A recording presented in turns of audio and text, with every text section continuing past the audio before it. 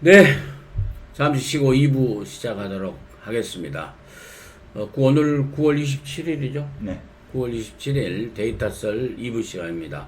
박사님 2부 시간에는요, 한 주간의 여론조사, 요인별이라고 할까요? 그래서 우선, 왜 문재인 정부가 잘하고 있다고 지지하느냐, 또, 왜 문재인 정부가 뭐 때문에 어떤 분야를 못하고 있다고 생각하고, 비판하느냐는 이런 네. 지지 요인이라 할까요? 이유. 지지 이유. 별로 한번 리즌. 리즌. 네. 죄송합니다. 영어를 그냥 일상화로.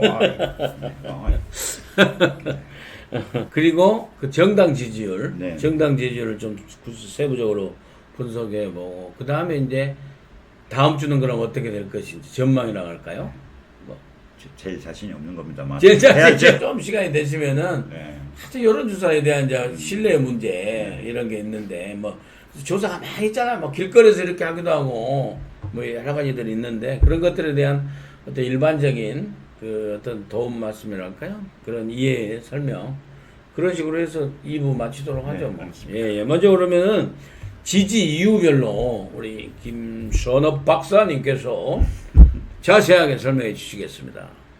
그러니까 저도 이제 할 말이 많은데요. 지지 이유를 이제 우리가 보도된 거 이런 걸 보면, 그러니까 뭐 신문 기자나 또는 이제 조사 회사에서 이렇게 또 자기들이 해석한 게 있어요. 네. 그걸 즐겨 해석하는 회사도 있고 그러는데, 네.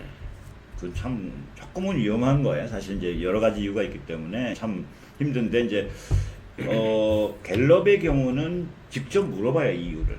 그러니까 자기들이 해석하는 게 아니고 응답자한테 좋아요 그러면 왜 좋아요 이걸 물어본다는 거죠. 그러니까 갤럽 그러니까 다른 데도 아마 조사할 텐데 그게 발표를 하는 기관은 갤럽이 유일합니다. 그래서 보면 이제 이번 주 같은 경우를 보면은 아까 이제 그 41%가 이제 긍정이라고 그랬죠. 근데 이제 가장 이제 그 이유 중에 뭘 잘해서 그러냐 그럴 때 이제 외교를 잘한다. 이게 이제 18%고요.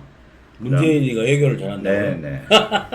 이번에 미국 갔다 와서 그러고 네. 막 그 다음에 이제 이게 그러니까 항상 이게 1등이에요. 항상 언제나. 외교? 그렇습니다. 외교가 이상하네요, 박사님. 네.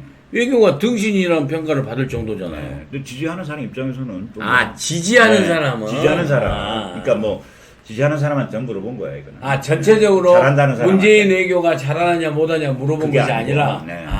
그러니까 일을 잘한다. 근데 왜 뭐 가장 큰데 그 뭘 잘하느냐 물어봤더니 외교를 잘한다가 제일 이제 18%로서 제일 포션이 높은 거야. 예.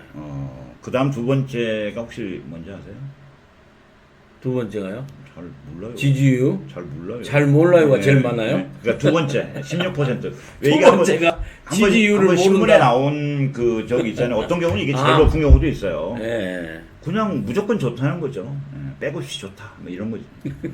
멜겁시? 예, 그러니까 하여튼 뭐 이것도 사실은 이거 무슨 짝사랑도 아니고 뭐예요? 아니 정말 그냥 좋은 거예요. 뭐라고 할 수 없는 거. 아니 그럼 이거 오픈 문항이에요? 아니 주관식으로 해요? 그렇죠. 아니면은 이렇게 이제 열 몇 개를 써준 거예요? 오픈 문항이 그까지 잘 모르겠지만 보통은 이제 오픈 문항으로 하고 그걸 이렇게 이제 조사 회사에서 정리를 해요. 그러니까 그렇죠. 지금 한 20개 정도로 정리를 했는데 어쨌든 모름을 빼면은 그 다음에가 뭐냐면 북한과의 관계 개선.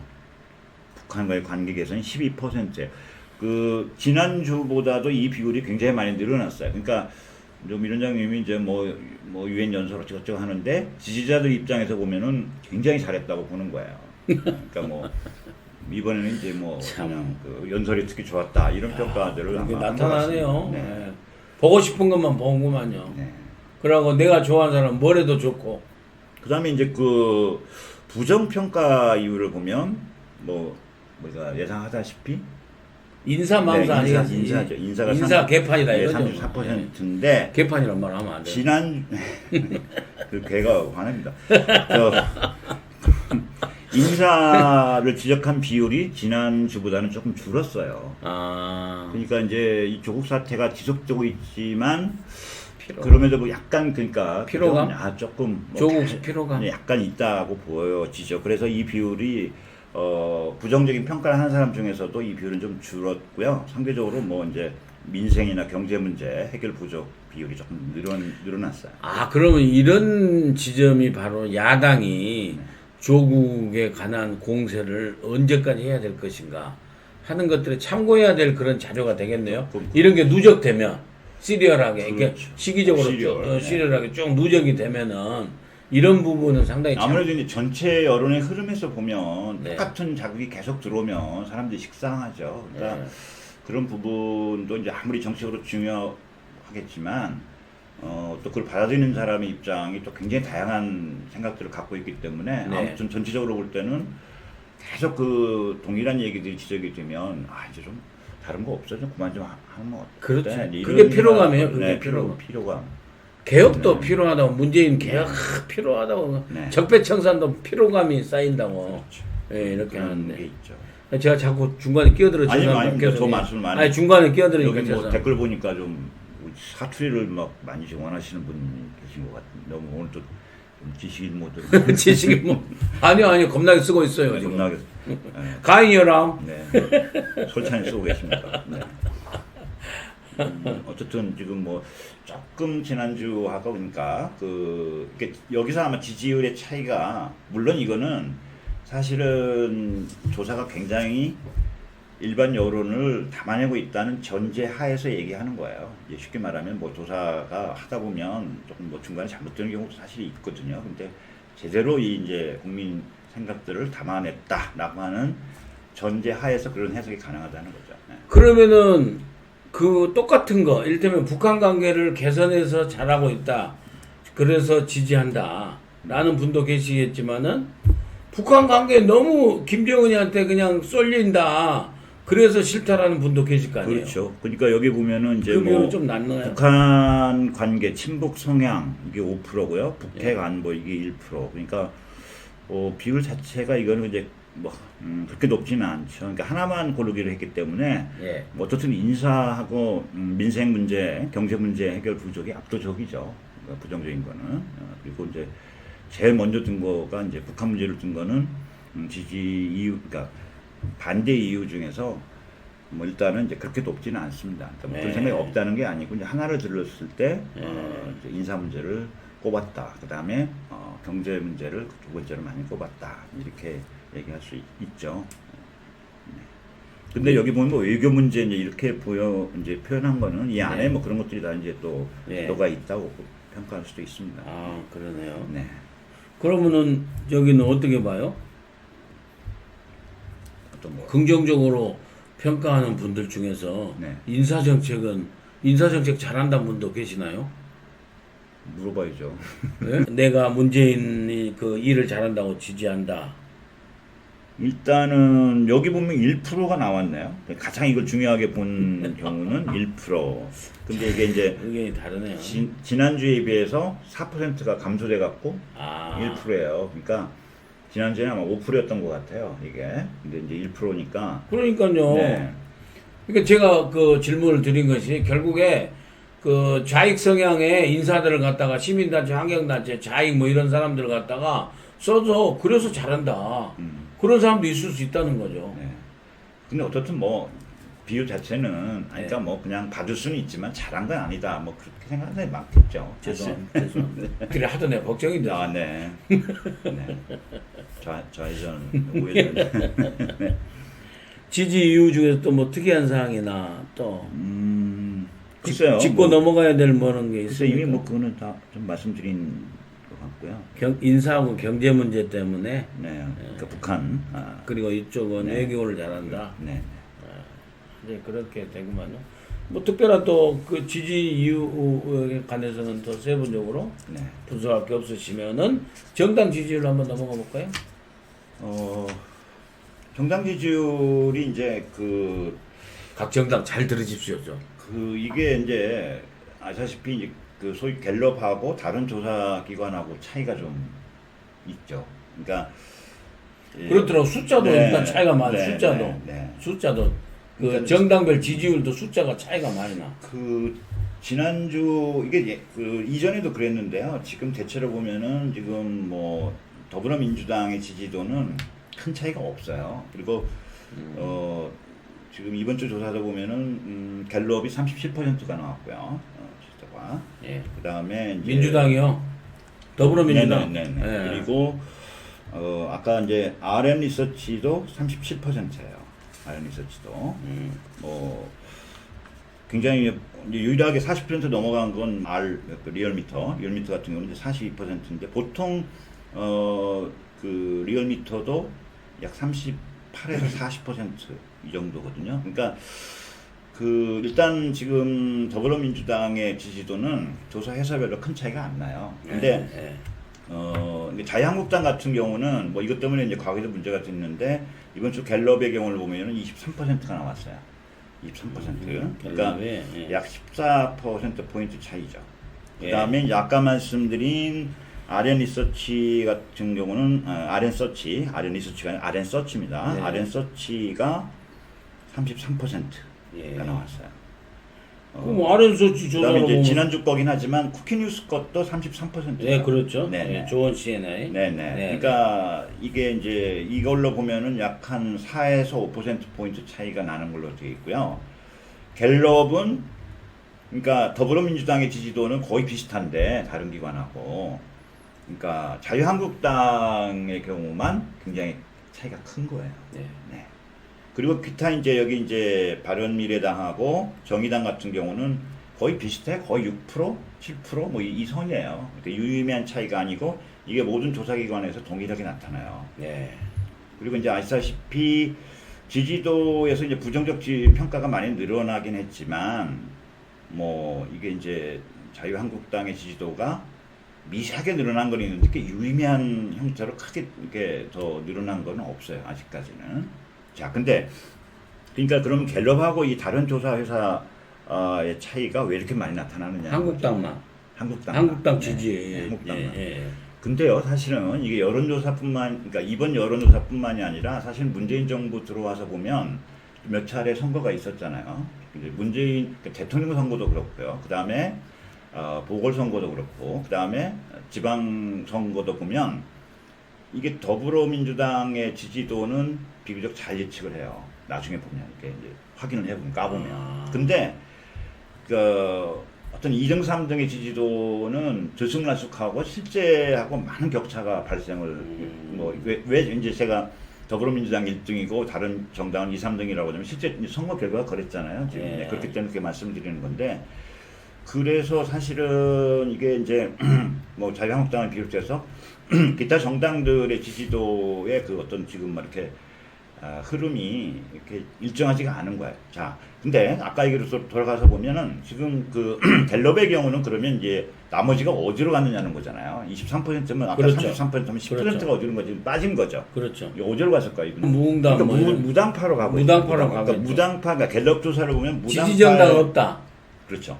다른 설문지에도 이게 있어요. 근데 다른 설문에 비해서 다른 조사에 비해서 갤럽은 무당파의 비율이 굉장히 높아요. 이게 이번 조사에서 보면 무당파가 27%예요. 다른 조사는 뭐 10에서 한 12, 13%거든요. 예. 그러니까 이 비율이 되게 다른 데는 자한당 쪽으로 가 있는 거고요. 예. 자한당 쪽이 갤럽에서는 이 비율이 빠져가지고 무당파로 가 있어요. 저는 그렇게 봐요. 예. 그러니까 그러니까 이게 정말 무당파인지 아니면 다른 조사 결과에 보면 이게 어떻게 보면 친자한당인지 네. 이거는 분석을 해봐야 되는데, 일단 수치상으로 평면적으로 보면은 그런 양상이라는 거예요. 왜냐하면 지금 갤럽 더불어민주당이나 바미당이나 정의당의 비율은 다른 조사에서 비슷하게 나타나는데 자한당만 차이가 있단 말이에요. 근데 이 친구들이 어디 갔냐 보면은 무당파로 가 있어요. 그리고 실제로 이제 그 하위 집단별로 비교를 해보면 이게 그 경향성이 나타나요. 이 무당파, 여기서 얘기한 무당파가 상당히 조금 보수적 성향을 갖는 사람들이 많아요. 사실은. 그렇기 때문에 이제 이렇게 되어 있는 거고요. 그러니까 이렇게 보면 지금 그러니까 그 더불어민주당하고 정의당을 합하면 약 43에서 45 정도가 나와요. 근데 그러니까 상당히 진보적 성향을 갖는 사람들이 거의 이 두 정당을 다 지지하고 있다고 보시면 되고요. 그런데 이제 일반적으로 보수적이라고 얘기하는 분들을 반반이라고 본다면 이분들 중에서는 지금 자한당하고 바미당을 합하면 지금 갤럽 같은 경우에 30%밖에 안 되죠. 23% 6%니까. 또 뭐 다른 조사에서도 이걸 합해야 약 한 40%밖에 안 돼요. 그러니까 5에서 10%는 보수적인 성향인데 이걸 누구 찍을 지금 정당은 지금 고르지 못하고 있는 거예요. 그러니까 고르지 못하고 있는 건지 말을 안 하고 있는 건지 그건 알 수는 없는데 일단 그러니까 지금 스스로 진보적이라고 얘기하는 분들은 지지 정당하고 그것이 일치하고 있죠.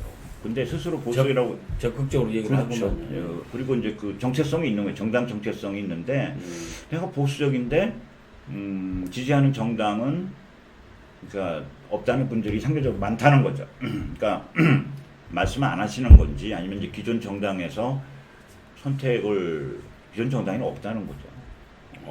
그러면은 저기 진보 성향의 그 유권자들은 아니 그 국민들은 적극적으로 지지 정당 의사 표시를 하는 반면에 보수 성향의 분들은 상당히 무당층으로 흔히 말하는 있을 수가 있다. 그러니까 말을 안 하는 건 이건 잘 알 수는 없는데 어쨌든 자한당 입장에서 보면은 지금 물이 들어왔는데 배를 못 띄우고 있는 거죠.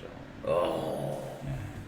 왜냐면 아까 얘기했듯이 지금 자유한국당 많이 참고하십시오. 지금 뭐 그 보수층이 많이 늘어나고 지금 그 국정 지지도도 반대 의견이 굉장히 높은데 이건 이제 물이 들어왔다 뭐 이런 표현해도 되는 거죠. 물 들어왔을 때 배를 띄워야 되죠. 배를 띄우고 바람 불 때 연날려야 되고. 근데 배를 띄웠는데 하여튼 물이 없는 데서 띄웠는지 하여튼 어떻든 간에 지금 그 때를 못 만나고 지금까지 보면 그래. 물론 이제 이 변화가 그렇게 뭐 단기적으로라기보다도 중기적으로 또는 장기적으로 영향을 미칠 수 있어요. 그런데 어쨌든 이제 9월 달에 이 동향을 보면 그 표를 흡수하고 있지 못합니다. 지금 자유한국당이. 그럼 어떻게 보면 샤이 보수가 있다고 얘기할 수도 있겠네요. 그러니까 샤이 보수라고 라고 단정 지을 수는 없고. 샤이 자한당이냐 이제 이 문제가 있죠. 그러니까 샤이 보수는 많이 지금 줄은 것 같이 보여요. 줄어들었어요. 많이. 스스로를 보수라고 느끼는 사람들이 나고 좀 늘어났기 때문에. 근데 이제 자한당 입장에서는 야 걔들이 결국은 누굴 찍겠어 이런 생각을 희망적 생각을 할 수도 있지만 꼭 그렇게 볼 수는 없어요. 예. 그러니까 알겠습니다. 이 사람들이 이제 뭐 그냥 예를 들면 이제 선거가 있다고 했을 때 그냥 또 보팅을 안 할 수도 있고요. 또 보수지만은 정말 뭐 그래도 자한당은 아니야라고 생각하는 사람들도 젊은 층에는 많죠. 사실. 알타리아도 꽤 있어요. 네. 이번 주 한 주간 분석을 그렇게 우선 이 정도로 하고요. 전망을 네. 좀 지금 어떻게 혹시 위원장부터 한번 어떻게 또 전국이 중요하죠. 근데 예. 앞으로 전국을 좀 어떻게 진단을 저는 이제 그 지금 다음 주 같은 경우는 이제 10월 2일부터 국정감사가 국회에서 시작돼요. 그러면 또 조국이거든요. 근데 이번에는 이제 대정부 질문 어제 하루밖에 안 했지 않습니까? 오늘은 얘기안보하고 계속 이렇게 정해졌는데 국정감사에 들어가면은 조국에 관련된 상임위가 쫙 있어요. 애들별로 해서 학교별로 하면 그 교육이 있죠. 그 다음에 뭐 펀드 관련해서 또 웅동재단 관련해서 뭐 재무위가 있고 뭐 상임위가 법사위도 있고 수사위가 법사위도 있고 감사원도 있고 해서 엄청나게 많아가지고 국정감사가 되면은 또 다시 조국 블랙홀이 와가지고 그게 과연 그 민주당이 여당이 버텨낼 수 청와대랑 여권이 버텨낼 수 있을지 아니면은 한국당이 이제 피로감에 비쳐서 결국에 정치 상태에서 위아무에 이렇게 또 갈지. 근데 우선 아무튼 그 청와대 여권이 조국을 사퇴 안 시키고 계속 지키면서 버틸 수 있을 것인지. 네. 그렇게 해서 좀 굉장히 다음 주가 지켜봐야 될 상황이죠. 다음 주부터 그 다음 주 앞으로 2주 동안요. 네네네. 그런 게 여론조사에 반영되지 않겠습니까? 반영되겠죠. 그러니까 근데 이제 이게 어떤 식으로 반영될지가 좀 문제예요. 그러니까 아까도 얘기했지만 네. 조국에 대한 부분들이 계속 이슈화가 되는 부분이 이런 이제 국정 지지도에 어떤 방식으로 이게 영향을 미칠 것이냐는 거죠. 아까도 이제 조금 그게 빠졌잖아요, 오히려. 그 네. 인사 부분이 네. 이제 좀 빠졌기 때문에. 어. 그러니까 정치권에서 보듯이 그걸 계속 밀어붙이면 사람들이 굉장히 그걸 뭐 더 이렇게 그런 행동을 더 좋아할 거다. 이렇게 보시는 분도 아까 한 40%는 그렇게 보시는데 네. 지금 문제는 이 중도에 있는 분들의 그렇죠. 지금 이제 그렇죠. 움직임이거든요. 근데 그런 네. 분들은 이제 뭐 애지간히 하라든지 아니면 뭐 엠만이 해라. 뭐 그런 경향성을 또 보일 가능성도 있기 때문에 이제 뭐 국정감사 이런 데서 얼마만큼 정말 이게 그 폭발력이 있는 정보들이 또는 이제 그 사실들이 이제 드러나느냐 이런 부분도 있고요. 또 뭐 아마 다음 주에 이제 뭐 이렇게 뭐 소환이 있지 않습니까? 아, 네. 또 소환이 있네, 소환. 그 소환. 소환이 어떻게 처리될 것이냐의 문제. 네. 뭐 저기 조국 네, 부인. 네, 네. 그리고 또 진짜로 조국까지도 소환 할지 아니면 뭐 서면 조사를 할지. 그다음에 근데 이제- 조국을 조사를 안 할 수는 없을 거예요. 네. 예, 예. 그러니까 아무튼 이제 복잡한데. 그런 부분들이 반드시 이게 예상대로 가지는 않을 거라고 보죠. 그러니까 어떻든 지금 큰 틀에서 보면은 이제 5대 4의 그 진지를 고수하고 있어요. 지금. 그러니까 지지도에서 일단 이제 별로 좋아하지 않는 사람들이 이게 이제 핵심층 40하고 이제 얹혀서 10% 이게 이제 50%고요. 이쪽에 이제 좋아하는 분들은 아주 30%의 이제 핵심 지지층하고 이제 10%가 얹혀져 있는 거거든요. 그러니까 이 이제 뭐 경쟁이랄까 싸움이 이제 치열할 텐데, 그러니까 결국은 40대 50. 그러니까 그러니까 지금까지는 이제 올해 보면 45대 45 전선을 가지고 이렇게 대치를 했거든요. 그러면 지금부터는 이제 50대 40에서 좀 이렇게 약간 이제 좀 변화들이 있을 거다. 그러니까 큰 틀에서는 저는 이제 당분간 그 경쟁이 벌어질 것 같고요. 더 격차가 늘어날 가능성은 조금 저는 당분간은 좀 적지 않을까. 왜냐하면 올해의 흐름을 보면은 지금 이 정도 10% 벌어진 건 굉장히 많이 벌어진 거예요. 그러니까 아까도 말씀드리지만 정말 사람들이 이렇게 생각한다는 측면이 아니고 여론조사상에서 그런 거예요. 그러니까 이게 일치할 수도 있고 좀 차이가 있을 수도 있는데, 여론조사상에서는 지금 뭐 또 일부 이제 분들은 뭐 이게 주변에서 다 뭐 좋아하는 사람 없는데 왜 그러냐 그렇지만 어쨌든 이 10% 그런 얘기 너무 많아요, 너무 많아. 10%의 차이는 적지 않은 사실. 굉장히 큰 차이죠. 차이입니다. 그리고 그래서 부정이 50% 넘어간다는 네. 게 상당히 큰 뭐 거예요. 오히려 한 2, 3% 정도는 조금 좁혀질 가능성, 경우에 따라서는 뭐 있는데, 어떻든 뭐 틀에서 보면 5대 4의 구조가 일단 당분간 가지 않을까. 그리고 이 40% 이상 지지도가 네. 빠지기도 좀 쉽지가 않을 것 같습니다. 아, 그래요. 네, 그래서 아, 그래도 박사님 말씀하셨지만은 네, 책임 못 집니다. 이 아니, 그러니까, 아니, 확 더 벌어지기는 힘들어요. 네. 솔직히. 네. 그래서 제가 보기에도 그런 것 같아요. 아니, 그러니까 저번이 최악이었는데 이번 주에 잘 버틴 거야. 미국 갔다 오고 뭐 어쩌고 해가지고. 효과가 생각보다 이렇게 여권에서 생각하는 것보다 효과가 그렇게 크지 않았다고 보죠. 이 정도. 박미선 거가요? 그러니까 아까 얘기했던 한 3, 4% 정도 많아봐야 그 영향을 준 거죠. 그렇죠, 효과는 그렇죠. 있었어요. 그러니까 네. 예상했던 것보다 아마 조금 적다라고 생각을 할 거예요. 여권에서는. 제가 볼 때는. 당연하죠. 네. 아니, 맹탕이 무엇이 있어야 저기 무슨 반영이 되고 여론이 아따 잘한다 그래도 그럴 거 아닙니까? 다시 한번 전망의 말씀 돌아와서 김 박사님 말씀에 저도 동의를 하는 게 그렇다는 거죠. 53대 지난번에 40대 53으로 해서 갤럽 조사 기준으로 봤을 때 긍정과 부정이 13%포인트나 이렇게 벌어졌다는 건 엄청난 크다. 특히 부정이 53%고 이번에도 부정이 50% 이하로 안 내려왔다. 예? 그래서 이런 거 상당히 문재인 측에서는 유념해야 된다. 그리고 그렇지만은 이 긍정과 부정의 차이가 더 벌어지거나 또 확 좁혀지거나 이럴 가능성은 당분간 다음 주까지는 좀 없지 않느냐 하는 그런 조심점 전망을 해주셨는데, 이건 믿거나 말거나가 아니라요. 우리가 추세를 보고 이렇게 그 전망을 하는 겁니다. 저기 사실 전망은 짧게 안 하는 거예요. 길게 하는 거 한 10년 뒤에 내가 없을 때. 이제 이런 전망은 뭐 아니면 이제 그리고 전망까지 해주셨는데, 사실은 여론조사 불신의 문제에 대해서는 이제 좀 차분하게 얘기를 하셔야 될 것 같아서 오늘 이 정도로 네, 하고 네. 여론조사 불신의 문제 여러 가지 또 한국 그래서 여론조사 사회 이제 어떻게 봐야 되느냐. 예, 어떻게 봐야 되느냐. 자세 문제가 좀 자세 있긴 문제 합니다. 그런 부분에 네. 언론적인 부분에 대해서도 네. 우리 김선업 박사님께서 다음 주에도 또 차분하게 말씀해 주시겠습니다. 오늘도 역시 날카롭게 아이 뭐, 예리하게 샤프하게 좀 재밌어야 되는데. 이게 아 이거 재미는 이제 차츰차츰 이렇게 네. 가는 겁니다. 이제 자연스럽게 하는 거죠. 오늘 정말 또 말씀 네. 잘해주십시오. 행복한 주말 되십시오. 행복하죠. 시청자 여러분, 김선업 박사님 그 당부 말씀대로 행복한 주말 되십시오. 다음 주에 여러분과 함께 좀 더 재미있는 흥미진진한 그 데이터로 수치로 여러분을 찾아뵙는 데이터 썰이 되겠습니다. 감사합니다.